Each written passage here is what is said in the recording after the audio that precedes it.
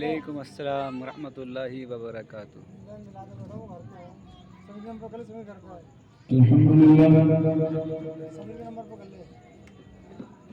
الحمد لله حمدا لوليه والصلاة والسلام على نبيه وعلى آله وأصحابه وأزواجه وذرياته أجمعين. أما بعد فأعوذ بالله من الشيطان الرجيم. بسم الله الرحمن الرحيم. قال الله تبارك وتعالى في القرآن المجيد والفرقان الحميد: قد جاءكم من الله نور. صدق الله العظيم وصدق رسوله النبي الأمين المعين المبين المتين الكريم، ونحن على ذلك لمن الشاهدين والشاكرين والحمد لله رب العالمين.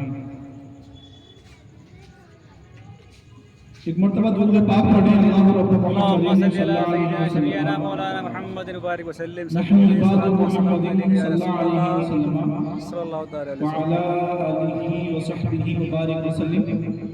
صلاة وسلام عليك يا رسول الله يا نبي الله يا حبيب الله صلى الله تعالى عليه وسلم. حاضرین بزم، میں نے جس آیت کریمہ کی ایک ٹکڑے کی تلاوت کا شرف حاصل کیا ہے، اللہ تبارک و تعالیٰ ارشاد فرماتا ہے: قد جاءکم من اللہ نور. تمہارے پاس اللہ کا نور آ گیا ہے. وسلم. اس تعلق سے میں کچھ دیر کے لیے گفتگو کروں گا، لیکن پہلے آج ایک فارمولہ، ایک نسخہ سمجھ لیں. اکثر آپ لوگوں نے سنا ہوگا کہ کوئی بھی نعت پڑھنے والا یا واعظ و نصیحت کرنے والا جب اپنی بات شروع کرتا ہے تو آپ لوگوں سے یہ کہتا ہے کہ درود پاک پڑھیں. جیسے ابھی ایک نعت پڑھی گئی، اس کا عنوان یہ تھا: صلی علی نبینا، ہمارے نبی پر درود پڑھو. اب آپ لوگوں کے من میں ایک سوال آتا ہوگا کہ جو آ رہا ہے وہ یہی کہہ رہا ہے کہ درود پڑھو. ہمیں یہ سمجھنا ہوگا کہ کیا درود پاک پڑھنا اتنا لازمی ہے یا بس یوں ہی کہتے پڑھتے رہتے کہ پڑھو درود پڑھو درود پڑھو. ابھی میری بیٹی آپ جب شروع میں محفل ملاج ہوئی تو وہ کہہ رہی تھی کہ اللہ تبارک و تعالیٰ نماز پڑھتا نہیں پڑھواتا ہے. جی ہے نا. اللہ تعالیٰ نے 5 حکم دیے ہیں ہمیں. کتنے؟ 5. اسلام کے 5 رکن ہیں، اس کے 5 احکام ہیں.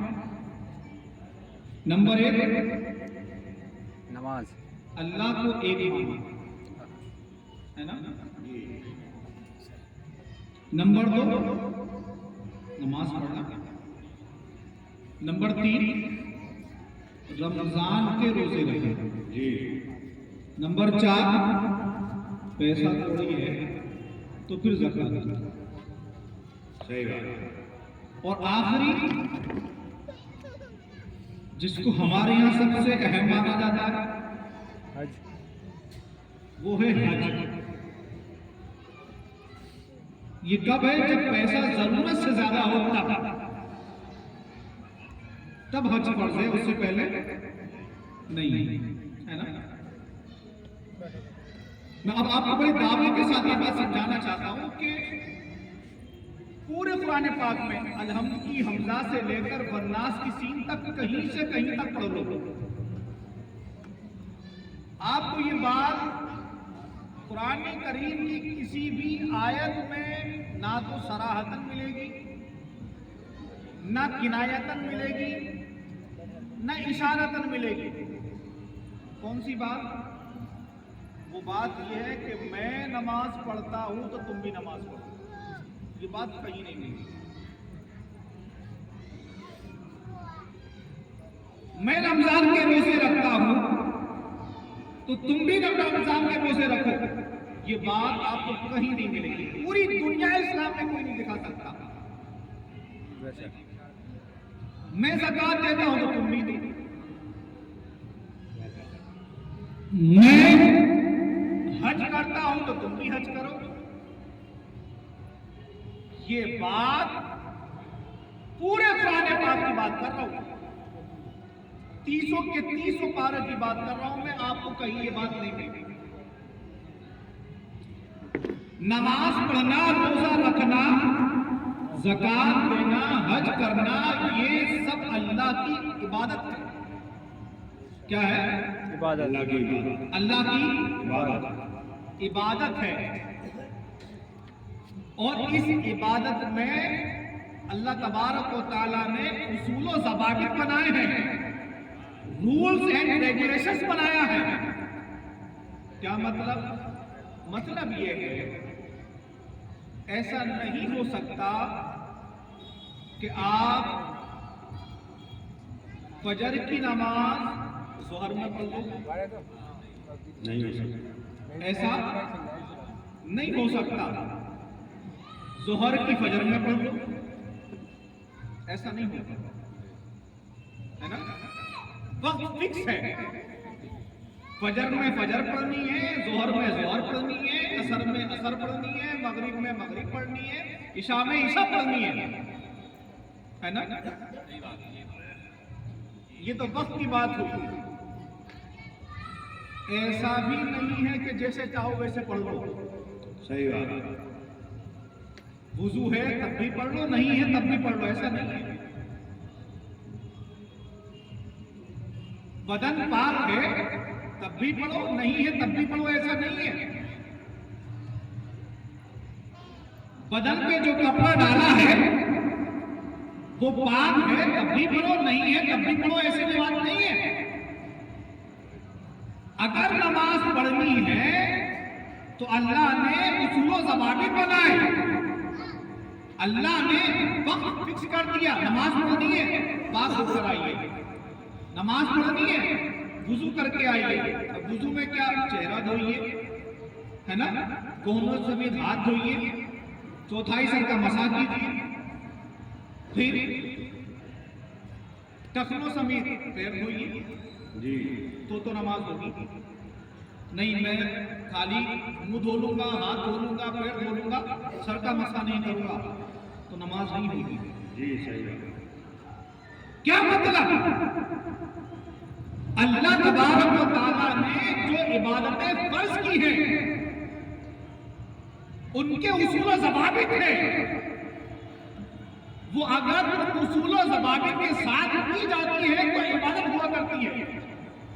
جیسے کعبے کا چکر لگانا یہ طواف کہلاتا ہے. صفا و مروہ پہ دوڑ لگانا یہ سعی کہلاتا ہے. شیطان کو کنکریاں مارنا یہ جمرات کہلاتا ہے. اب آپ دیکھیے یہ سب کام لوگ کرتے ہیں، لیکن اگر قربانی کے دن سے پہلے کرا جائے تو حج، قربانی کے دن سے پہلے کیا جائے تو حج، قربانی کے دن کے بعد کیا جائے تو عمرہ. میں سمجھانا یہ چاہتا ہوں کہ اللہ تبارک و تعالیٰ نے جو احکام ہم پر فرض کیے ہیں، چاہے وہ نماز ہو، چاہے وہ رمضان کے روزے ہو، چاہے وہ زکات ہو، چاہے وہ حج ہو، اگر ہم اللہ کے ان احکام کو اس کے بتائے ہوئے اصولوں کے ساتھ کریں گے تو پھر وہ عبادت کہلاتا ہے. لیکن दुरूद पाक एक ऐसा अमल है जिसके लिए कोई वक्त फिक्स नहीं करा अल्लाह ने। फजर में पढ़ना, जोहर में मत पढ़ना, सही बात है। कभी भी जोहर में पढ़ लेना तो असर में मत पढ़ना, ये फिक्स नहीं है। ये भी फिक्स नहीं है कि कपड़े बदल कर पूरे हो तब पढ़ना, अधूरे हो तब पढ़ना, कुछ फिक्स नहीं है। रब फरमाता है कि जब चाहो तब पढ़ लेना, सुभान अल्लाह। जैसे चाहो वैसे पढ़ लेना। बोला हम क्यों पढ़ेंगे, हमारा फायदा क्या है? तो अल्लाह तबारक व तआला कहता है बात ये है, नमाज तुम पढ़ते हो, रोजा तुम रखते हो, ज़कात तुम देते हो, हज तुम करते हो, माँ बाप की खिदमत तुम करते हो, बड़ों की ताज़ीम तुम करते हो, छोटों पर शफकत भरा हाथ तुम रखते हो, गरीबों का सहारा तुम बनते हो, भूखों को खाना तुम खिलाते हो। लेकिन जितने अच्छे काम हैं वो तुम करते हो, लेकिन मेरे रसूल का जो दुरूद है वो सिर्फ तुम ही नहीं करते, मैं करता हूं। सुभान अल्लाह। इन्नल्लाह सल्लल्लाहु अलैहि व मलाइकतहु युसल्लूना अलन नबी, अल्लाह और उसके फरिश्ते नबी पर दुरूद पढ़ते हैं। अल्लाह and his angels are sending the durood upon messenger Muhammad Rasulullah, peace be upon him. Ya ayyuhalladhina amanu sallu alayhi wa sallimu taslima. O believer, now you send the durood upon the messenger Muhammad Rasulullah sallallahu ta'ala alayhi wa sallam, peace be upon him. Allah tabarak wa ta'ala ये बात कह रहा है, मेरे बंदो मैं तुमसे दुरूद इसलिए पढ़वाता हूँ कि मैं खुद दुरूद पढ़ता हूँ और मेरे साथ जो फरिश्ते हैं वो भी दुरूद पढ़ते हैं। तो ईमान वालों तुम भी दुरूद पढ़ा। सुभान अल्लाह। अल्लाह। सल्लल्लाहु अलैहि वसल्लम। जितने भी अच्छे काम हैं इस दुनिया में, जितने भी अच्छे काम हैं, आपने एक लिस्ट बनाई है, ये अच्छा काम है, वो अच्छा काम है। किसी भी काम में आपको नहीं मिलेगा कि अल्लाह तबारक व तआला आपके बराबर है। लेकिन जैसे ही मामला दुरूद पाक का आता है तो फिर अल्लाह तबारक व तआला आपके बराबर नहीं होता, बल्कि अल्लाह तबारक व तआला अपने बंदों से अपने रसूल का दुरूद पढ़वा कर अपने उन बंदों को अपने महबूब की मोहब्बत में बराबर कर लेता है। सुभान सुभान अल्लाह। अल्लाह। सुभान अल्लाह। इसलिए ये बात कही जाती है कि नबी पाक सल्लल्लाहु तआला अलैहि वसल्लम को दुरूद पाक पढ़े। पढ़े। पढ़िए दुरूद पाक। अल्लाहुम्मा सल्ली अला सय्यिदना सय्यिदना मौलाना मुहम्मद कमा तुल्लु बदादा bi an tusalli alayhi salatu wassalamu ala rasulillah sallallahu ta'ala alaihi wasallam। सलातो व सलाम अलैका या रसूलल्लाह या नबी अल्लाह या हबीब अल्लाह सल्लल्लाहु अलैहि वसल्लम। बात समझ में आ रही है? आ रही आ रही है। आज नबी करीम सल्लल्लाहु अलैहि वसल्लम की विलादत का दिन है। वो रात लग गई, वो सुबह भी होगी। हुजूर शेखुल इस्लाम कहते हैं पशेमाना हो शर्मसारों से कहते हैं, हाँ। पशेमा न हो शर्मसारों से कहते हैं। शर्मसारों से कह दो नबी आ गए हैं गम के मारों से कह दो। सुभान सुभान अल्लाह। अल्लाह। सुभान अल्लाह। नबी आ गए हैं उनके मारों से कहते हैं। गम के मारों से कह दो। और जो आशिक होता है ना, किसी का भी आशिक हो, उसे वो कहते हैं ना, माशूक की गली का तो कुत्ता भी प्यारा लगता है। जी। अब अगर कोई आशिक रसूल है तो उसको मदीने की हर चीज प्यारी लगती है। सही बात है। कहते हैं मुझे भा गए हैं खजूरों के झुरमुट। वहां खजूर की पैदावार होती है तो खजूरों के बागात बहुत ज्यादा। मुझे भा गए हैं खजूरों की। हाँ। खजूरों के झुरमुट, जरा खुद के सब्ज़ारों से कहे, जरा खुद के सब्ज़ारों से कहे। और मोहम्मद चले हैं सूए अर्श आज़म। हाँ, हाँ, سبحان اللہ اللہ کے رسول صلی اللہ علیہ وسلم کی زندگی میں ایک دن وہ بھی آیا کہ وہ اللہ سے ملاقات کے لیے آسمانوں کے پار گئے تھے. اسی کو کہا محمد چلے ہیں سوئے عرش اعظم, جی ادب سے رہیں چانداروں سے رہیں, سبحان اللہ. ادب سے رہیں چاند تاروں سے چانداروں سے کہہ دو. اور وہ جب صبح آتی ہے تو حضور فاضل بریلوی نے کہا صبح طیبہ میں ہوئی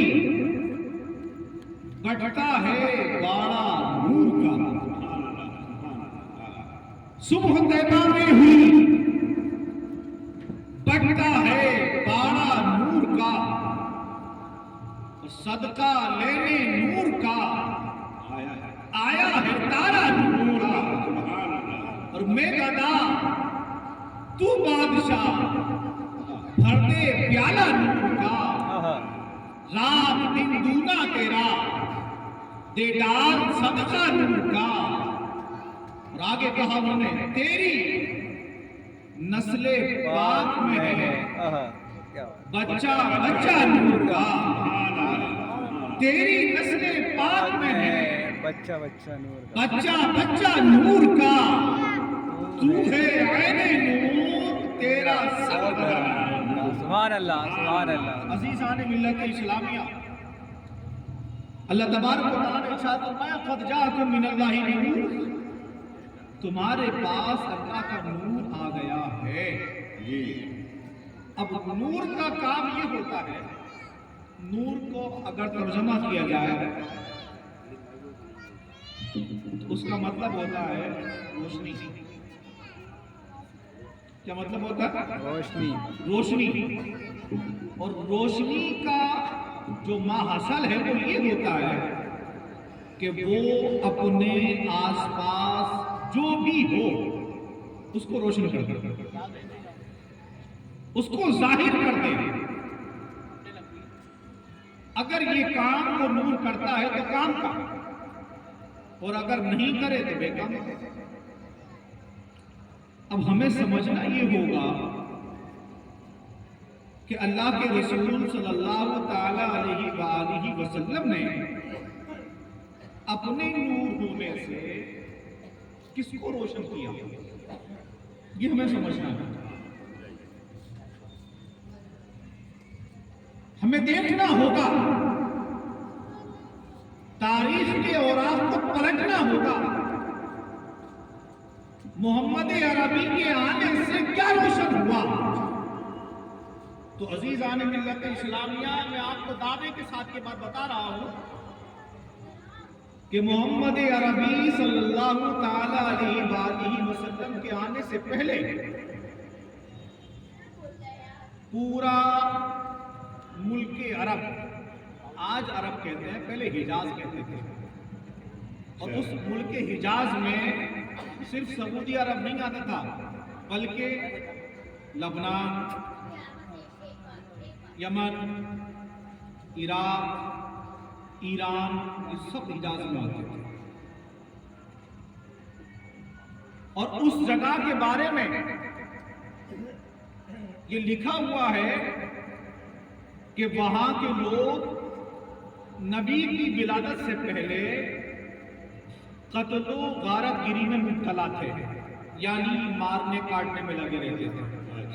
جس کا موقع لگتا تھا وہ ایک دوسرے کو مار لیتے تھے. نبی کریم صلی اللہ تعالی علیہ وسلم کے آنے کے بعد سب سے پہلا فائدہ یہ ہوا کہ وہاں لوگوں کو مارنا کاٹنا بند ہوا. ایک دوسرا ایک نعرہ آپ لوگوں نے بہت سنا ہوگا, پڑھا بھی ہوگا. 2014 کے بعد اس نعرے کو بہت عروج ملا, بہت کمال ملا. ہر جگہ لکھا تھا بیٹی بچاؤ, ہے نا, ہر گاڑی پہ لکھا ہوتا بیٹی بچاؤ بیٹی بچاؤ.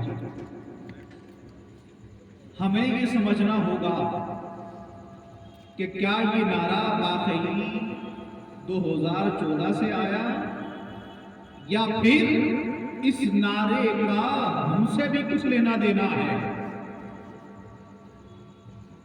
عزیزان ملت اسلامیہ، میں بڑی دعوے کے ساتھ میں آپ کو یہ بات بتا رہا ہوں کہ یہ نعرہ بیٹی بچاؤ 2014 کا نہیں بلکہ 571 عیسوی میں لگوایا گیا ہے۔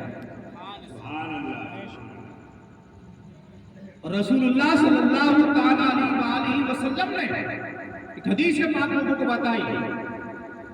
یہ اس زمانے کی بات ہے کہ جس زمانے میں باپ اپنی بیٹی کو، بھائی اپنی بہن کو، چچا اپنی بھتیجی کو، ماما اپنی بھانجی کو اپنے ہی ہاتھ سے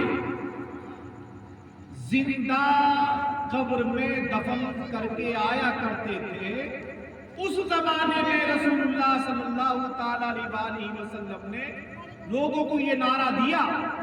حدیث کے لفظ یہ ہیں الواعدۃ والموعودۃ کلاہما فی النار، وہ بچی جس کو زندہ قبر میں دفن کیا جاتا ہے وہ، اور جو ماں دفن کراتی ہے وہ، دونوں کے دونوں جہنمی ہیں۔ رسول اللہ صلی اللہ علیہ وسلم نے لوگوں میں ترغیب پیدا کی، بیٹیاں پالو، بیٹیوں کی پرورش کرو، بیٹیوں کو بچاؤ۔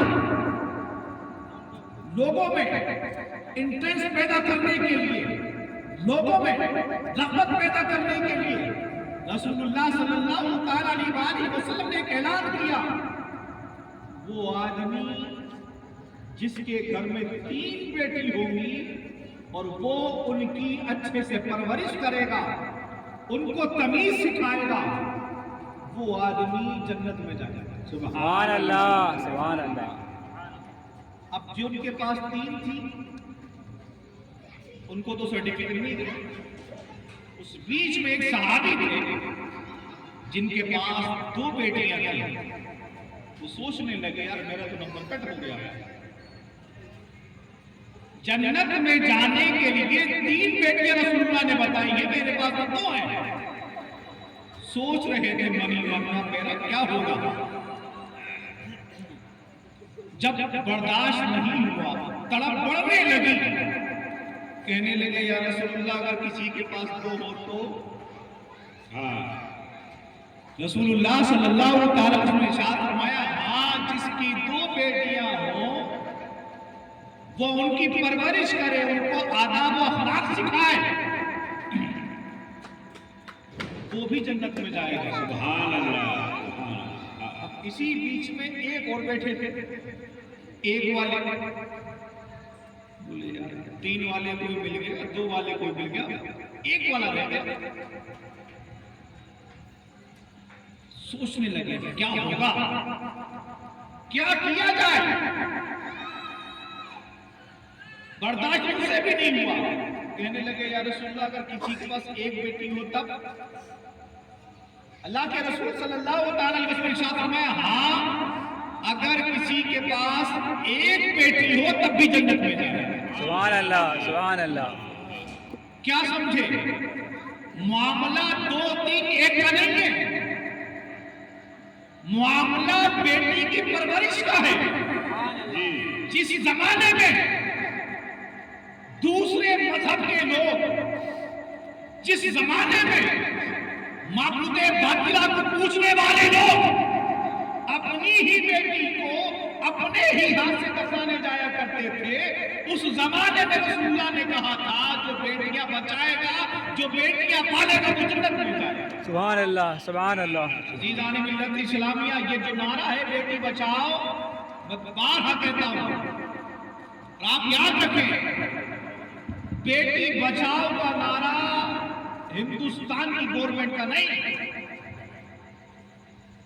آمنہ کے دلارے کا ہے۔ سبحان اللہ۔ عزیزان ملت اسلامیہ، اگر کسی کو یقین نہ آئے تو میں آپ کو ایک بہت آسان سی بات بتا دیتا ہوں۔ میں نے جو آپ کو حدیث پاک سنائی وہ آپ کو جلدی نہیں ملے گی، اس لیے کہ آپ کے گھروں میں حدیث کی کتابیں نہیں ہیں، سیدھی بات ہے۔ بخاری شریف آپ کے گھر نہیں ہے، مسلم آپ کے یہاں نہیں ہے نا، سنن ابن ماجہ نہیں ہے، سنن نسائی نہیں ہے، جامع الترمذی نہیں ہے، दाऊद शरीफ नहीं है, मिशकात नहीं मिलेगी, तहावी नहीं मिलेगी, मगर एक किताब ऐसी है जो हर घर में मिलेगी। हाँ, कौन सी है वो? बताऊं? जी बता दो। कुरान पाक जी सही बात, मिलेगी मिलेगी है कि नहीं? सही बात मिलेगी।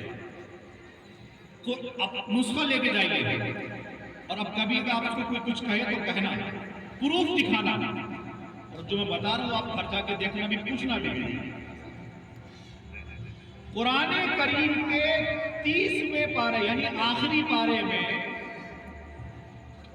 एक आयत करीमा लिखी हुई है, वइज़ल मौऊदतु सुइलत बिअय्यि ज़ंबिन क़ुतिलत। याद करो उस दिन को जिस दिन पूछा जाएगा उन बच्चियों से जिनको जिंदा दफना दिया गया है। बिअय्यि ज़ंबिन क़ुतिलत, तुम्हारी गलती क्या थी?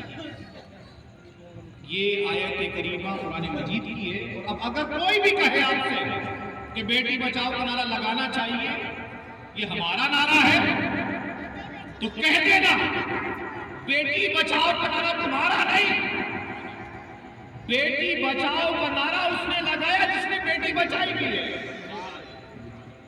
आज नारा वो लगा रहे जिनकी बेटी है ही नहीं, लगवा भी वही रहे जिनकी खुद की औलाद नहीं है।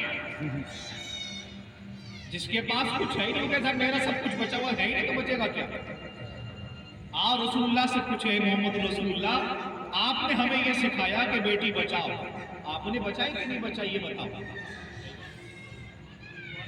आपने अपनी बेटी बचाई कि नहीं बचाई? अजीज़ान मिल्लत इस्लामिया, अगर मोहम्मद रसूलुल्लाह की जिंदगी को पढ़ोगे तो उस जिंदगी में भी यही मिलेगा कि रसूलुल्लाह ने अपने बेटे कुर्बान किए, बेटी बचाई। जी मैं आपको बताऊं, हदीस पाक मुझे याद आ रही है। नबी करीम सल्लल्लाहु अलैहि वसल्लम के 3 बेटे थे। कितने बेटे? तीन नाम मालूम है? नहीं नंबर 1 हजरत कासिम। क्या? कासिम। नंबर 2 हजरत इब्राहिम। जी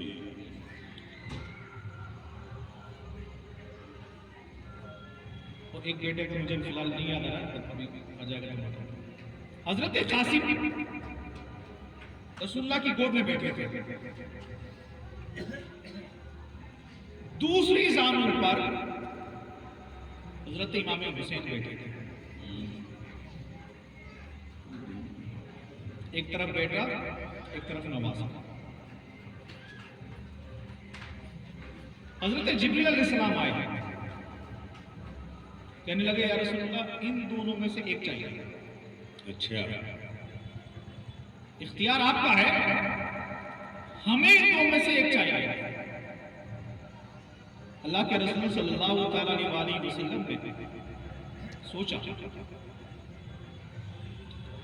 अगर मैं कासिम देता हूं यानी अपना बेटा देता हूं तो तकलीफ मुझे होगी, जी है ना? जी बेटा जाए तो तकलीफ बाप को होती।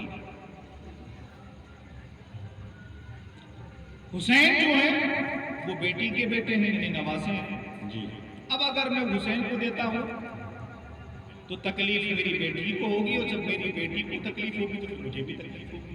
सही बात मतलब ये हुआ दो में से एक देना है, और अगर एक देता हूं तो तकलीफ एक को होगी, अगर अपना बेटा देता हूं तकलीफ सिर्फ मुझे होगी, और अगर बेटी का बेटा देता हूं तो तकलीफ बेटी को भी होगी, मुझे भी होगी। जी अल्लाह के रसूल सल्लल्लाहु अलैहि वसल्लम ने हज़रत जिब्रील से कहा, जिब्रील कासिम ले जाओ। और आप देखिए पूरी हिस्ट्री पढ़िए आप। हजरत कासिम का इंतकाल बचपन में हो गया, ये बातचीत हो गई, चले गए हजरत जिब्रील अलैहिस्सलाम वापस, और कुछ दिनों के बाद हजरत कासिम का इंतकाल हो गया। अब आप देखिए नबी की पूरी जिंदगी पढ़ के देखिए, नबी की बेटी का नाम हर घर में लिया जाता है, जी हर घर में रखा भी जाता है, लेकिन नबी के बेटों का नाम لینا تو بہت دور کی بات ہے، سب کو یاد بھی نہیں ہوگا۔ اب میں سمجھانا یہ چاہتا ہوں کہ اس رسول نے جو تمام جہانوں کے لیے رحمت بنا کر بھیجا گیا، اس رسول نے بھی اپنی نسل کا خیال نہیں کیا کہ میری نسل کہاں سے چلے گی، میرا خاندان کیسے چلے گا، یہ نہیں، بیٹی کیسے بچے گی یہ دیکھا جائے، جی بیٹی کو آرام کیسے دیا جائے، بیٹی کو سکون کہاں سے ملے گا۔ تو عزیزان ملت اسلامیہ، یہ بیٹی بچاؤ کا جو نعرہ ہے وہ سب سے پہلے مکے اور مدینے کی گلیوں میں محمد رسول اللہ نے لگوایا، سبحان اللہ۔ بے شک بے شک۔ لیکن ہمارے لوگوں کو معلوم بھی نہیں ہے اور ہم نے کبھی سیکھا بھی نہیں ہے، ہمیں مطلب بھی نہیں ہے۔ ٹھیک ہے، جو اللہ چل رہا ہے چلنے دیں۔ عزیزان ملت اسلامیہ، اس دنیا میں جتنے بھی اصول و ضوابط بنائے جا رہے ہیں، اگر آپ صحیح سے مطالعہ کریں تو وہ رسول اللہ کی زندگی کے باہر کا کچھ بھی نہیں ہے۔ عزیزان ملت اسلامیہ،